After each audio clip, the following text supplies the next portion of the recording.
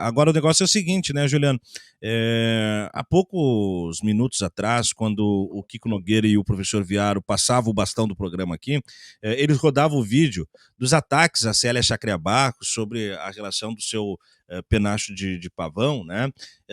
E eu dizia, não há nada melhor que a extrema-direita pode fazer domesticamente do que nos gerar esses cortes de momento que até o início do mês de julho, por muito tempo, se tornou uma grande sacada desses caras. Esses caras intransitavam o debate público com isso, mas isso agora está pegando muito mal para eles. Desde a pauta da IOF, está vindo um arrastão, né, de recobrada de consciência pública sobre a disputa de fato política. E aí eu digo, cara, não precisava de melhor argumento para o PL da devastação e para que o Lula, que oportunamente vetou o aumento dos deputados, possa ter um argumento.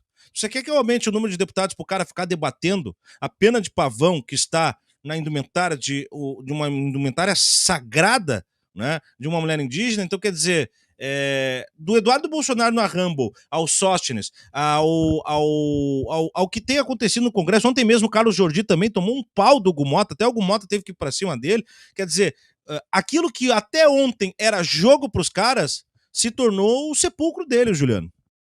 A situação mudou bastante, Thiago. Se a gente lembrar o que foi esse primeiro semestre do ano, tem uma mudança de qualidade inquestionável. A gente começa janeiro com a crise do Pix, com o Nicolas Ferreira gravando aquele vídeo, um problema também de comunicação do Ministério da Fazenda, que tomou uma medida de caráter administrativo sem calcular as consequências políticas que essa medida podia ter.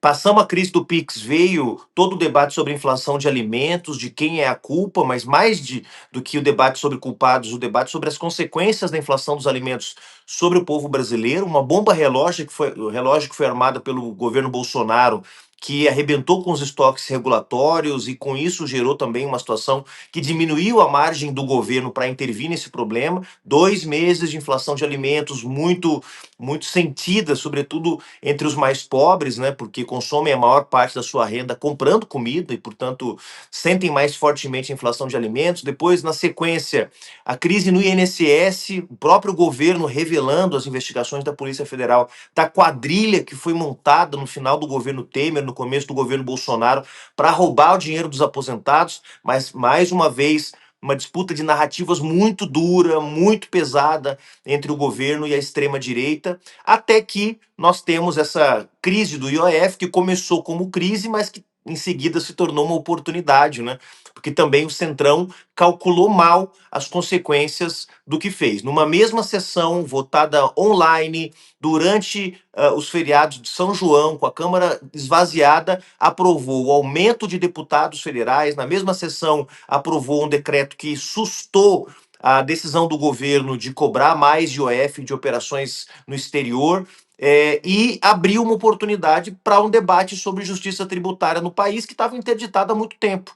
Então, houve erros de cálculo e esses erros de cálculo foram coroados com esse grande erro de cálculo que foi a movimentação do Eduardo Bolsonaro, seguido pelo Tarcísio de Freitas, seguido pelo Zema, seguido pelo Bolsonaro, que embarcaram nessa canoa furada das tarifas do Trump contra o Brasil. No primeiro momento defenderam as tarifas, defenderam o Trump, e na sequência agora estão completamente perdidos e desorientados. Então nós temos uma mudança de qualidade da situação política que permite o presidente Lula vetar o aumento do número de deputados como ele fez ontem, permite ao presidente nas próximas semanas vetar o PL da devastação que foi aprovado ontem, né, que permite, de alguma forma, uma retomada de terreno por parte da esquerda, dos democratas, dos progressistas, depois de um semestre que foi muito pesado para a gente, né, Thiago? É verdade, é verdade. E isso, por um lado, é fantástico para ver também, né? A modulação da política, né? Como as coisas são rapidamente mutáveis e tal, mas tem que saber seguir a busca da batida perfeita agora e fazer disso também um resultado, né? Eu confesso, Juliano, eu fiquei com um pouco de medo ali na tomada da IOF com a coisa da inteligência artificial, porque funcionou muito bem, tá? Acho que foi um barato, uma sacada, mas eu fiquei com medo que isso ficasse definido como a estratégia de comunicação do campo progressista. Não, achamos o caminho, agora é fazer força de vídeo de inteligência artificial. Se ficar só nessa, fracassa. Quando vem o chamado às ruas, a resposta se dá também na corporeidade física, não fica só na coisa virtual. Em que pese eu achar que a questão da IOF, ainda da importância da pauta 6 por 1 e tal, isso tudo é muito importante, mas o grande mote que aqueceu as ruas, especialmente a Paulista, ao meu ver, foi o tarifaço, foi Trump. Né? Eu acho que isso trouxe um elan. E aí eu queria te ouvir um pouco de como fazer com que não se perca agora a fórmula, mesmo que tenha que ficar reinventando ela, mas que não se perca a fórmula que está dando certo nesse segundo semestre. Essa é a grande questão, eu acho, viu, Thiago? Porque eu tive acesso a algumas pesquisas que mostravam que depois de 2 semanas de embate em torno do IOF, o tema estava começando a desaquecer. Ou seja, ele estava começando a ficar concentrado nas bolhas. O pior que pode acontecer para a gente é que a gente perca a capacidade de disputar o que eu chamo de cidadão não polarizado, aquela pessoa que não forma as suas visões de mundo a partir da bolha bolsonarista ou da nossa bolha de esquerda, progressista, que são bolhas mesmo. A gente compartilha de valores, visões de mundo que são muito coesas, né? Que são muito coerentes entre si, né?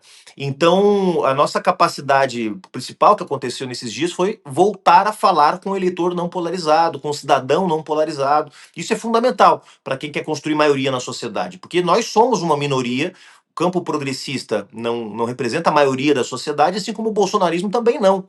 A maioria das pessoas não está localizada em nenhuma desses polos políticos, vamos dizer assim. Então, a gente ganha o debate na sociedade quando consegue conversar e quando consegue acessar esse cidadão que não está polarizado, essa cidadã que não está polarizada. A gente conseguiu isso esses dias. Não é fácil manter, como eu disse, no caso do IOF, as pesquisas mostravam que isso estava começando a cansar. Ou seja, isso estava começando a sair do eleitor, do cidadão normal e voltar para a bolha, o que seria ruim para a gente, porque quando vai para a bolha eles têm mais bala na agulha do que a gente, por incrível que pareça, né? Porque a gente tem o governo da República Federativa do Brasil, tem partidos enormes, com muita militância, e ainda assim a gente perde. E perde por várias razões, perde porque eles investem muito mais. Só o Brasil Paralelo, ano passado, investiu 20 milhões de reais em impulsionamento. Aquele vídeo do Nicolas, que todo mundo fala, nossa, aquele vídeo do Nicolas, olha que incrível, foram milhões de reais investidos em patrocínio, 750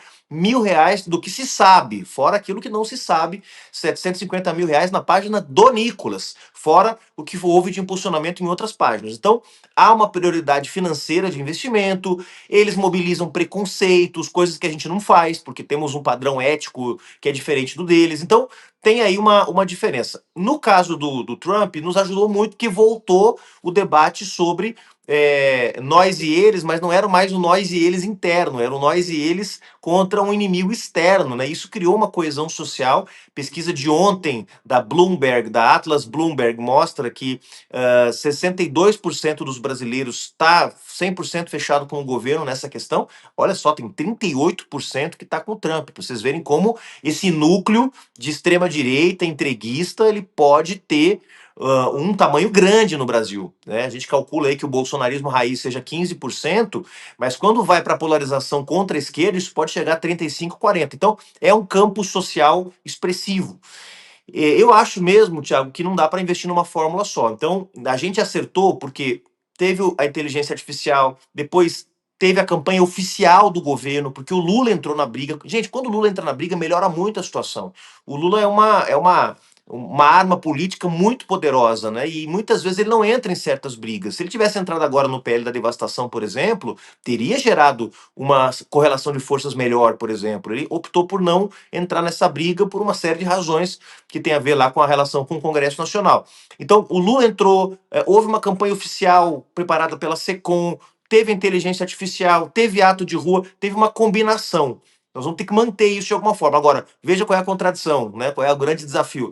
Tem que manter isso sem parecer que a gente é oposição, porque a gente é governo. Governo governa, governo resolve, governo tem conquistas. Se a gente fica 6 meses reclamando, o Trump nos tarifou, o Congresso não quer deixar a gente fazer justiça tributária, uma hora isso cansa. Porque ninguém quer ver o governo só reclamando, as pessoas querem ver o governo resolvendo os seus problemas. Então, eu acho que o grande desafio agora é resolver o problema. O governo vai conseguir aprovar a isenção do imposto de renda, vai ser a grande conquista desse terceiro governo do presidente Lula, e tem que pensar o próximo passo. O que não dá é para a gente ficar agindo como se a oposição fosse, porque nós somos governo, e governo governa, governo resolve, governo melhora a vida das pessoas, né?